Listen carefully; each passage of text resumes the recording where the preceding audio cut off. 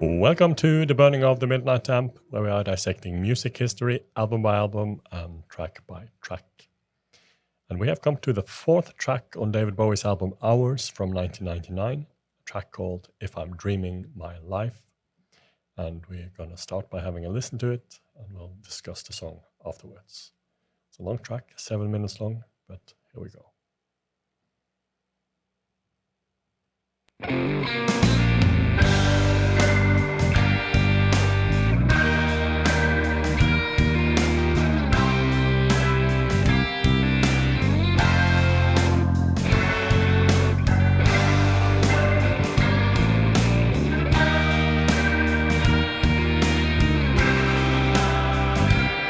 Was she never there?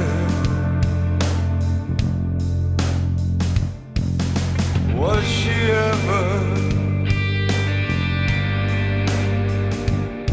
Was it air she breathed at the wrong time?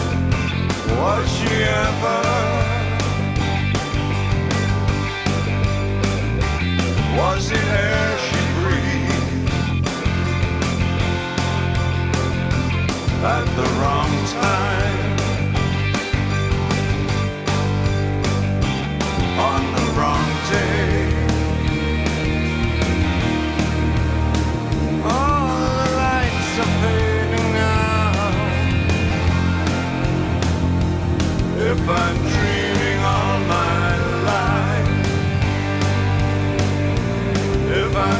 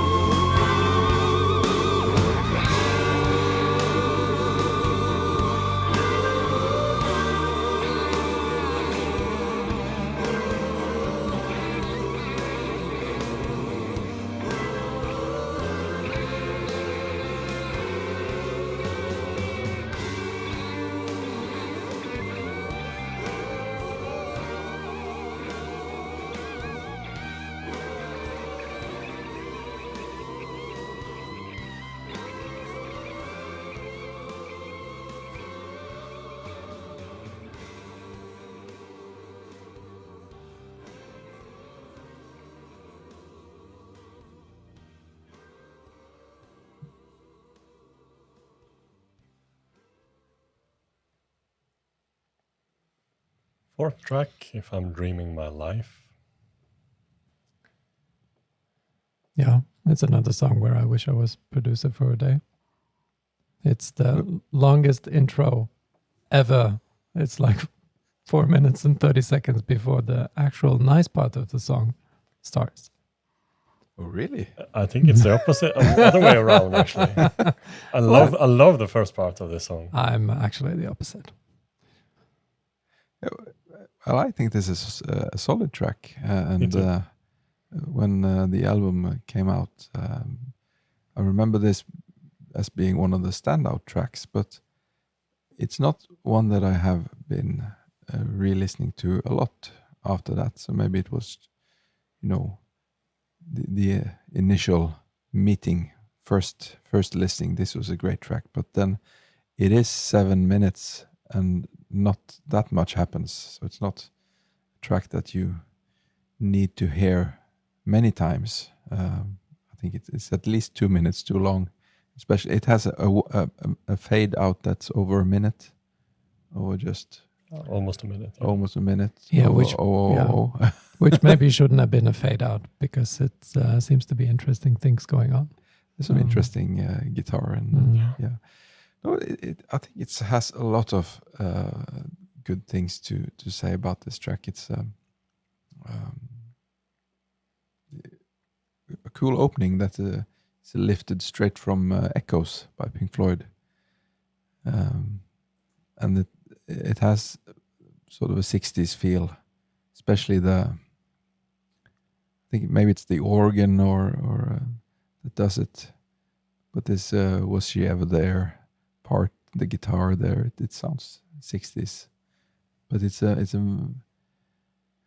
very slow, more, it's like toffee or molasses. Yeah, it is a very slow song, and I had a very similar first impression as you had, Chris, and I mentioned when we talked about Thursday's Child that there was this vote on these 40-second snippets that were out on Bowie Net before the album came out, on which song that was preferred to be a single, and I chose this one.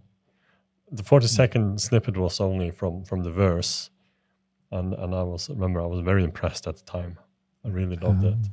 Not today. I'm not sure if I'm sort of struggling a little bit if I like it or not. Sort of when it goes a little bit disco strings as it builds up. I'm not sure if I like the more upbeat version of the first part or the more subdued version of it. Yeah, there's a lot of tempo changes. Yeah, it would have been interesting also if he had actually done just, instead of having it as one song, it would be a reprise version on the end of the album with the last part, because the way it is built up now, it maybe doesn't make complete sense. No. It is basically two different songs stitched together with the bridge in the middle. Yeah. It is a song apparently that Bowie stumbled upon the chord sequence during the overdub sessions for the album. So it's written, probably the last song written for the album. Last minute edition. Bowie and Gabrels, they took a break, wrote the song together. So it's written by the two of them. Lyrics mainly by Bowie, it said. Mark Plati was mixing it during the sessions, and Mike Levesque plays the drums here. And also Chris Haskett is playing guitar on this track. He was visiting in the studio when they recorded it. So he had worked with Reese Gabrels before, so he's joining on this song only on this album. Recorded at Looking Glass Studios in Manhattan. And Haskett actually was intended to be part of Bowie's touring band for the planned tour in 2000. When the tour was, it was a planned tour that was supposed to be much longer than those four concerts that they did that year. Yeah, any things to say about the lyrics? Again, something about half-remembered relationships, and maybe it's a fantasy, maybe not. Is he dreaming his life? Was she ever there? But it's the second out of 10 songs. Is it 10 songs? 10 songs on the album that has dream in its title. That's interesting. And it's kind of an inversion of a much earlier Bowie song, where it's called "When I Live My Dream." This is the sequel. Well, the lyrics is okay. The hymns of night and some nice little. But I think the standout performance is his vocals here are, I think, top notch. I think that is his singing on this album. He said that he was singing in an ordinary bloke at the pub voice in many songs. They're not supposed to be difficult songs. Everyone should be able to sing with the songs, and that's why he maybe under-sings sometimes, but not on this track. This is Bowie doing his best, I think. I agree on that. I like his singing here a lot. But yeah, I think reviewers generally tend to agree a bit more with Trond, or at least that it is maybe one of the less satisfactory experiments on the album. But yeah, I enjoy it at least. Well, it's I definitely agree on the vocal performance there, which really lifts the song. It has been performed twice by David Bowie. First time was actually on VH1 Storytellers concert, but it was not aired. It's not on the live CD that came out, but it was a bonus track on the DVD, and it has been available for digital download, and also the vinyl edition of VH1 Storytellers.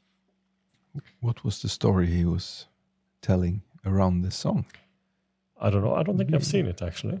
Yeah, maybe he would slip an insight or two. So that was in August 99, and the second performance was in October 99 in Vienna in Austria, which was intended by BowieNet members only. So only twice. And you who are viewing us, what do you think about this song? Leave a comment below and let us know. I have nothing more to say, unless you have. I think we'll leave it at that. I thought you were starting to sing Absolute Beginners. Maybe that's the next song. What's the next line? Nothing more to... Nothing more can happen. No, yeah. Yeah, probably. Nothing more can happen. So we'll But a lot more will happen, so tune in next time. Tune in a couple of days, same and bad we'll channel. Continue with the fifth track, 7. Why does he call the fifth track 7? He had, this close, but he dropped the ball. It couldn't be too obvious. It's Bowie. Yeah. If you'd like to hear more about this album, you can listen in on our podcast, the Burning Over the Midnight Time podcast. We also have a Patreon channel where you can hear both the podcast and get early access to all the songs that we do for this album and future albums as well. My name is Frode. My name is Chris. My name is Trond. And to all of you, have a nice day and goodbye. Goodbye. Don't go away dreaming away your life.